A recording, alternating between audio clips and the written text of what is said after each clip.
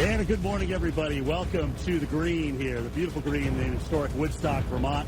We are in it, knee deep in it, as a matter of fact. Snow continues to come down anywhere from 12 to 16 inches across the Green Mountain State. We had a little period of sleet there, but we've definitely got mostly snow at the present time. All right, we've got a full team out here covering Harper for you.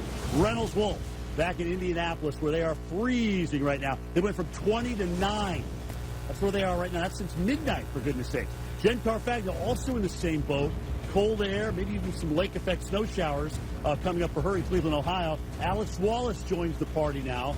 He is with us again just to the north of Pittsburgh and over in Boston, where now we're hearing of storm surge and some coastal flooding going on.